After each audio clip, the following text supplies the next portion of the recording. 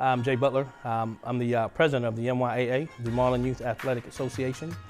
I'm retired military. I'm originally from Marlin. My parents are Stella and the late J.M. Butler. I'm Jay Butler Jr.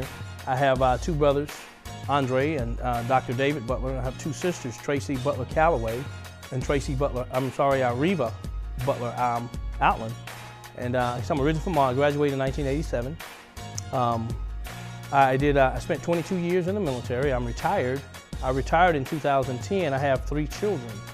My oldest daughter is Angel Butler, Angel Summers.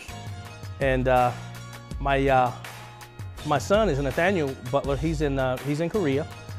My daughter's Alexis Butler. She goes to school in Chilton. She's a senior this year, so she'll graduate this year. I'm back here. I came back to Marlin to make a difference in the community.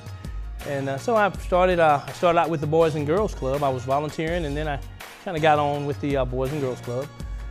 So that led into something else, and my best friend, Daniel Coleman, asked me if I would help him with the Marlin Youth Football Program.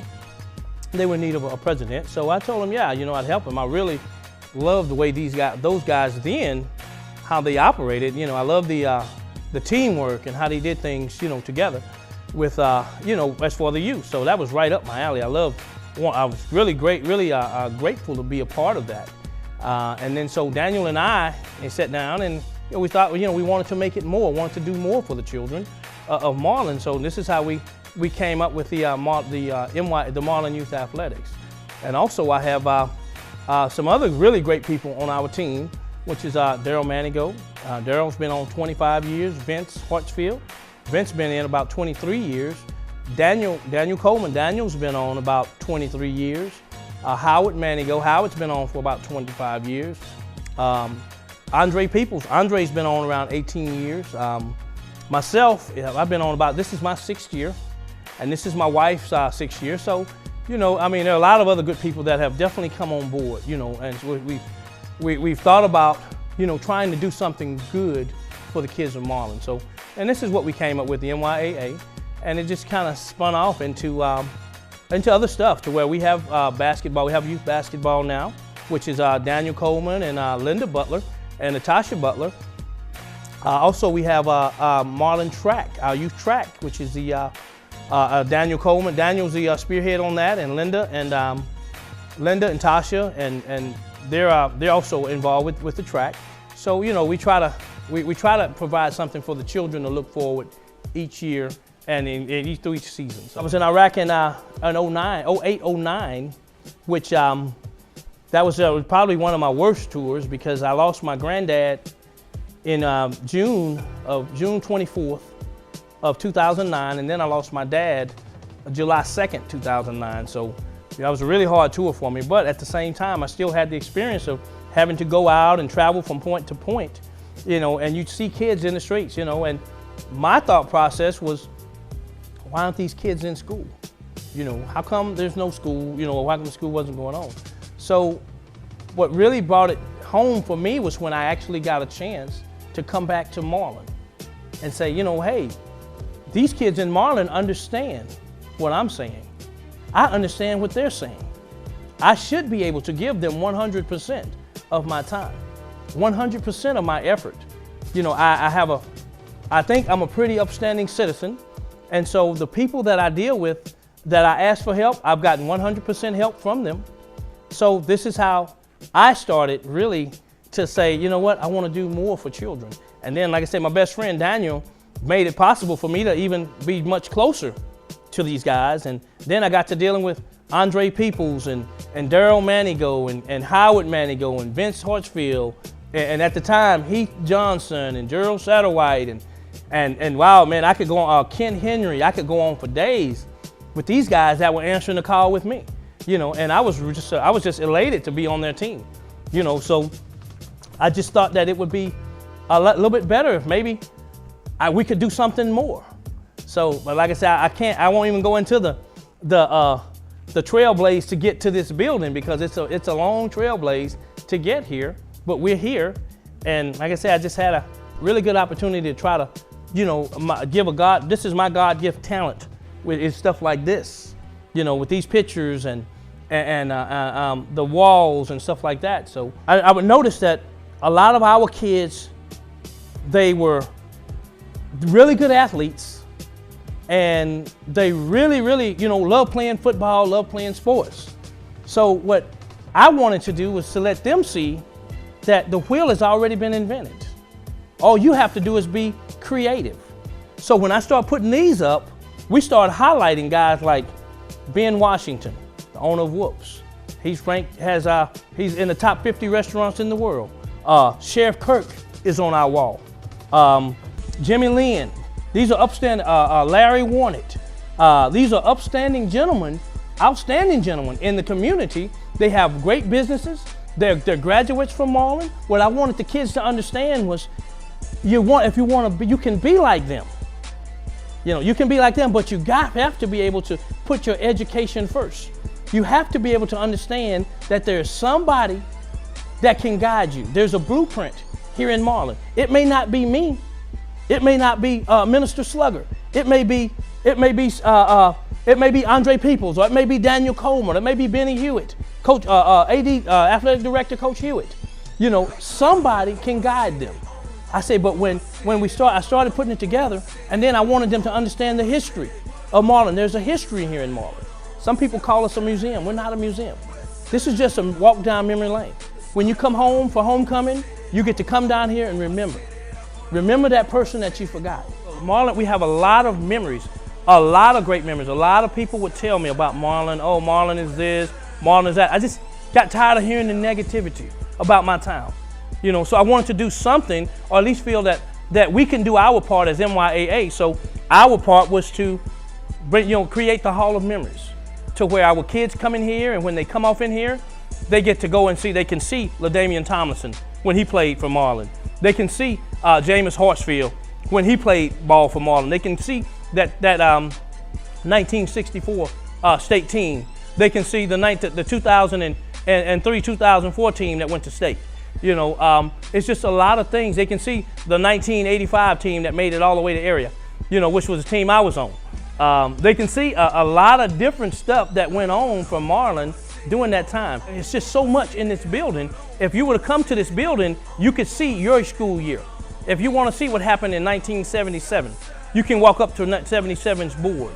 Or you want to see what happened in 1994. Or you want to remember who was the homecoming queen in 94 and who was her escort. You can see all of that. You'd be able to do all of that. And I tell you, it really kind of got me. I had a guy stand in front of that wall, my Marlin Gone Too Soon wall. And this guy just broke down crying. And there was a guy, Dexter Dawson was his friend when Dexter drowned. Dexter was a little bitty something. He was maybe 10 or 11 when he drowned. He said that was the last time he saw Dexter Dawson until he saw him on my wall in there. So I guess that's my pay right there, is the satisfaction of knowing that, wow, I brought a feeling from somebody, or I helped someone remember somebody that they hadn't seen or almost maybe forgotten about because it had been so long. So that's why I enjoy when people will come out and then they tell me, they say, well, Jay, you missing this guy. And like I say, that's just like, hey man, that's like throwing blood in the water to me, sharks. I'm gonna go get it. I'm gonna go find that guy because I want him on my wall. I don't want him to be forgotten.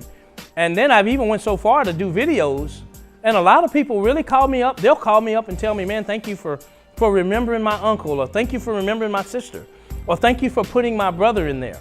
And that's just something that I just enjoy doing. My Veterans Wall is huge because a lot of people have contacted me on the Veterans Wall. And all it is just for you to, if your brother or uncle or cousin was in the military and he's out, you can get me a picture of him, and I love to put him on our wall. And it's just so kids, and I tell kids this, if you may not be the smartest apple in the barrel, college may not be on your radar, you see, but the military is an option, trade school is an option, so don't just stop when you're getting ready to graduate. Have a plan and let those be some options. So, and that's why I kind of do what I do. I did with this building with the pictures, but it's been a great adventure for me. It's been a heck of a challenge, and like I say, I'm that guy. I just don't run from a challenge. never taught to run from a challenge. And I mean, my mom and my sisters, knowing that I have some backup. I got some backup, and a lot of good people back me up, and I love to do, because, and my wife, oh my God, yeah, my wife. See, my wife, if I jump into something, my wife's in there with me, and I love my wife to death. She's, I know I can make my wife mad at the drop of a dime, but I love her to death, and because it hadn't been anything that I hadn't jumped into that I hadn't had to bring my wife in, because I know she's my rock. And my mom will jump in, and my two sisters, Reeve and Tracy, will jump in, and then Martha, well, she'll jump in, and now before you know it, now I got four other great young ladies that help us out. Monica Johnson, Vicki Jackson, Jackie Markham, and Farron Grant. They've all stepped up, and that's what keeps me motivated, is when people start jumping in, hey, Jay, where you need me? You see, I'm usually the one saying where you need me. But then where you need me, and so I'm like, hey, just wherever you get in, and they got right in. And I mean, everything just worked divine this year. I mean, this has probably been my best year dealing with MYAA or even this building, because I've had time to kind of, circulate my thoughts and try to get some things, trying to do some better things so we can focus on school, on what's happening in our school. So that's what drives me, man, is when I got good people, and namely my mom and my sisters, my family, and people that are really wanting to see a successful program. So, and that's why we are, and we market ourselves on the MYAA markets ourselves on being able to, we can jump right in with anybody and coexist. We've coexisted with the men's, the Civic Club. We've coexisted with the American Legion. We've coexisted with the Lions Club. We do a lot with the Marlin Athletic Association, with the band boosters, with the FFA. We've done, we've just kind of jumped right in there and try to make it, about unity rather than just us. You see, so we, with Mrs. Rose Redding, so with the veterans now, we do for the veterans every year. Well, we started last year, so it's an ongoing thing where we feed the vets, and it's just one of them things to where we just love doing, doing for Marlin, because this is where we're from.